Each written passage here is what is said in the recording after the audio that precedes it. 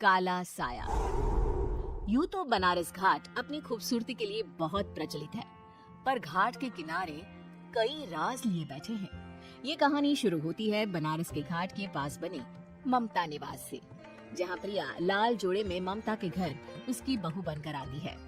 आओ आओ बहू, घर को अपने पैरों से पवित्र करो।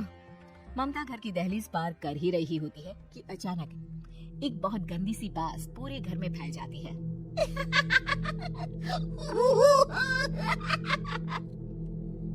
ये बदबू और ये आवाजें, ये कौन हंस रहा है माँ? अब ये पड़ोसी ना हमारे थोड़े अलग से हैं। कहाँ हम शाकाहारी और ये मांस मच्छी खाने वाले। छोड़, तू ध्यान मत दे और गृह प्रवेश कर। और हाँ बहू, अपनी सास की एक बात हमेशा याद रखना, इन पड़ोसियों से तो कभी बात नहीं करेगी। अच्छे लोग नहीं है ये। अपनी सास की ये बात मानेगी ना बेटे? हाँ माँ, जो आपकी मर्जी, मैं उनसे बात नहीं करूंगी। अगले दिन प्रिया अपनी पहली रसोई बनाने रसोई घर में जाती है। ये छोटी बात तो नाक में जा रही है। एक काम करती हूँ, खिड़की खोल देती हूँ। प्रिया खिड़की खोलने जाती है। इतने जाले, लगता है इस खिड़की को कभी खोला ही नहीं गया। पर ऐसा क्यों? ओह, नॉनवेज की स्मेल आती होगी ना। 2 मिनट के लिए खोल लेती हूँ, फिर बंद कर दूंगी। प्रिया खिड़की खोलती है। खिड़की खोलते ही उसकी नजर सामने वाले घर की खिड़की पर पड़ती है, जहाँ एक लड़की खड़ी होती है। हाथों में मेहंदी, लाल रंग की साड़ी, बिल्कुल सजी धजी, मानो प्रिया की तरह ही वो भी नई नवेली बहू हो। वो प्रिया को देखकर मुस्कुराती है। हे भगवान, माँ ने तो इनसे बात करने को मना किया था।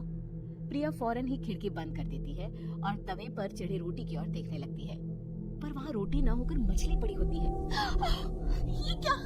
पहली ही रसोई में इतनी बड़ी गलती। हे भगवान, अब मैं क्या करूं?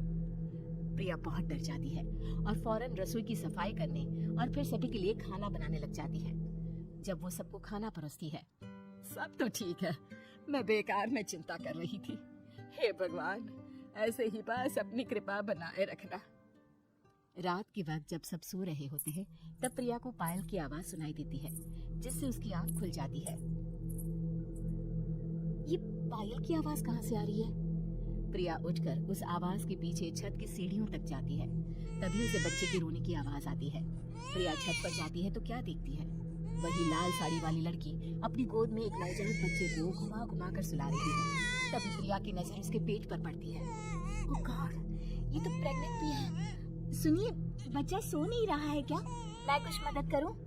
नहीं नहीं, आपके घर वालों को अच्छा नहीं लगेगा, मैं संभाल लूंगी। स्नेहा की गोद से बच्चा हाथ मारकर प्रिया की गोद में आने को छटपटाने लगता है। दोनों घर अगल बगल में बने होने के कारण प्रिया उस बच्चे को गोद में ले लेती है। प्रिया के पास आते ही वो सो जाता है। बच्चे का वो स्पर्श रात भर प्रिया भूल नहीं पाती और अगली सुबह वो छत पर कपड़े सुखा रही होती है।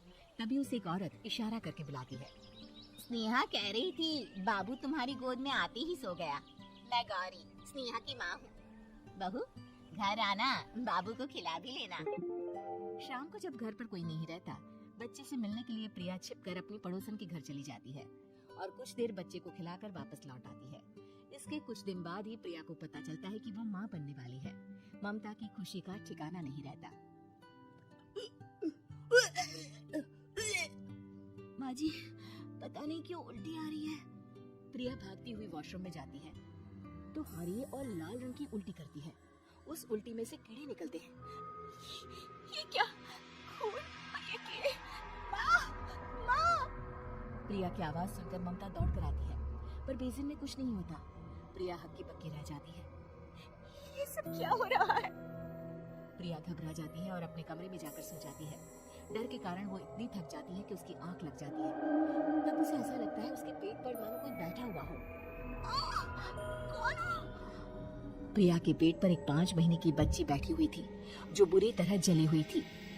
माँ, तुम ही मुझे लाई ना अपने पेट में? मैं तुम्हारी माँ नहीं हूँ। कौन हो तुम? माँ, देखो मैं चल गई बुरी तरह से। 6 महीने पेट में रहने को भी मुझे नहीं मिला। सुला दो ना माँ। बचाओ! बचाओ! माँ! ममता दौड़कर कमरे में आती है। प्रिया की बातें सुनकर वो सब समझ जाती है। तू कहीं बगल वाले घर में तो नहीं जाकर आई ना बहू? मुझे माफ कर दो, मैं गई थी माँ। उस घर में सब मरे हुए हैं बहू। कई साल पहले स्नेहा उस घर में बहू बनकर आई थी। कुछ ही दिन में वो एक बच्चे को जन्म देने वाली थी। पूरा घर बच्चे के आने की खुशी में खोया था कि एक दिन अचानक उस घर में आग लग गई। सब बुरी तरह जलकर मर गए। गौरी आज भी दादी बनने का इंतजार कर रही है और इसीलिए स्नेहा ने अपना अजन्मा बच्चा तुम्हारी कोख में डाल दिया। ममता ये कह रही होती है कि पीछे से उसके पैरों को एक बच्चा पकड़ लेता है। दादी, दादी। माँ, स्नेहा की गोद में यही बच्चा था। ये बच्चा कौन है फिर? तेरी मौत है। तेरी भी दादी। जिस चीज का ममता को डर था वही हो गया। ममता करवा देती है और ममता निवास फिर से आत्माओं के साए से मुक्त हो जाता है।